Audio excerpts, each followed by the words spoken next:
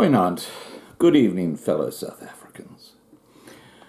As promised, I am now going to read the right of reply that I emailed to John Maytham from the Cape Talkback Radio a few days ago now.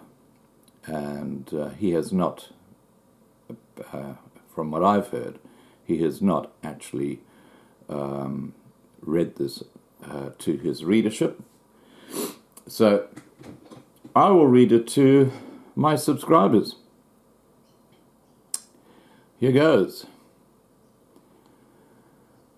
Okay, it's headed John Maytham, right of reply. That's the email.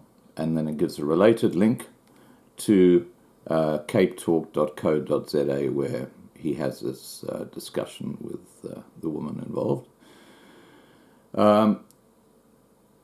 Dear John, I am the Australian fellow who you outed as having the racist YouTube channel called Loving Life last week.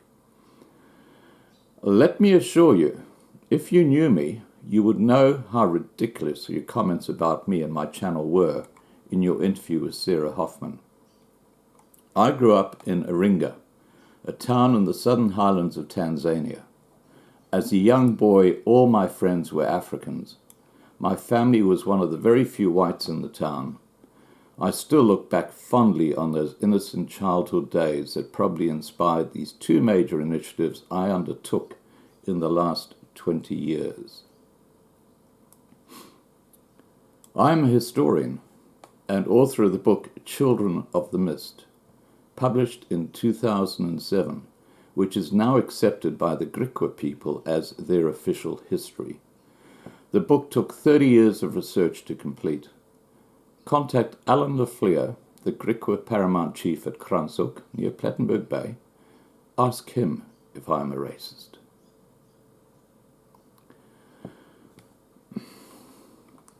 I initiated an online concept called Village Homestays that I ran for many years from the late 1990s.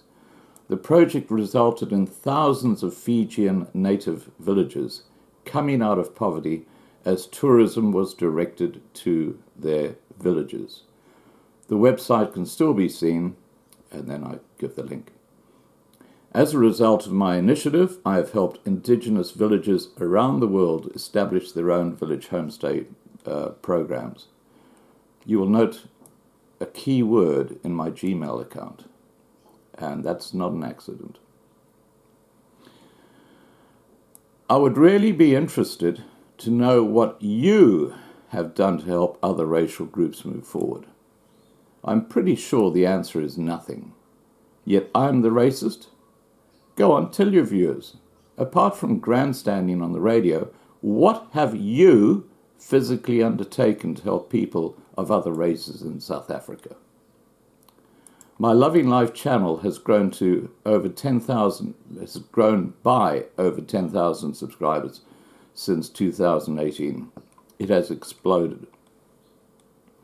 Several weeks ago, I took steps to sort out the issue with racist comments under my Loving Life channel. I am helped by several moderators to go through thousands of comments posted in my channel every day. Just yesterday, I posted a video appealing for people I know and trust in my channel to volunteer to help my current moderators who are finding the task extremely time-consuming. You have to understand that I am a one-man band on a huge task, which I will elaborate on soon in this email. I cannot promise some comments won't get through, but I can tell you this with confidence.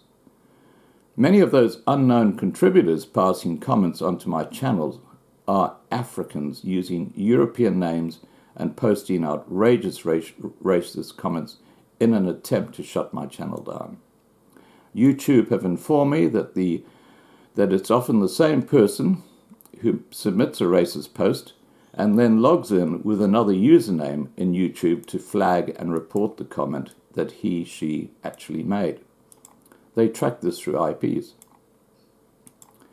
You failed to mention the fact in your interview. You failed to mention that fact in your interview. I wonder why.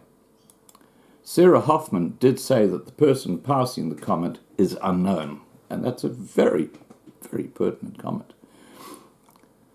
My YouTube channel, Loving Life Focus, has 3 key objectives.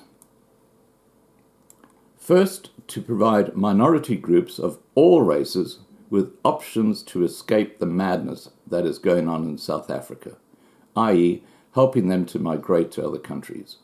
To achieve this, I now have 3 coordinators looking after the American, European, and Asia-Pacific time zones.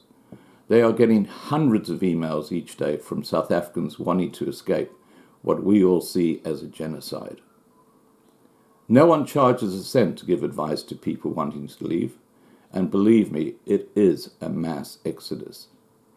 We have an extended and growing network of people around the world who are happy to offer South African families a safe sanctuary with no cost after they have migrated. This growing understanding of what is happening in South Africa by people overseas is a direct result of my YouTube channel.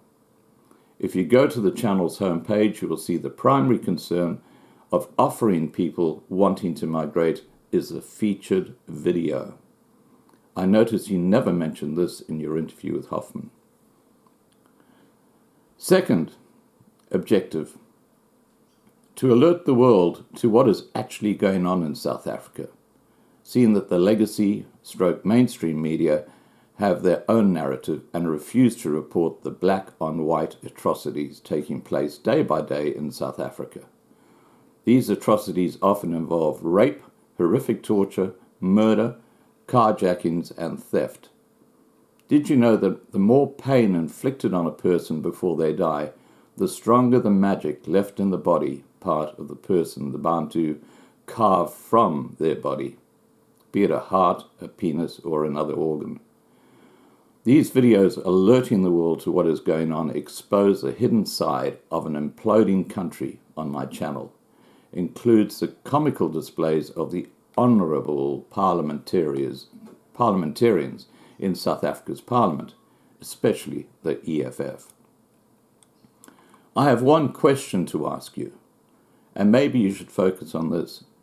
What about a fellow reporter, Peter Bruce, who was attacked at home by members of the BLF last week? When Andili was questioned about this, he said he approved. Why haven't you covered that disturbing situation? Far closer to home.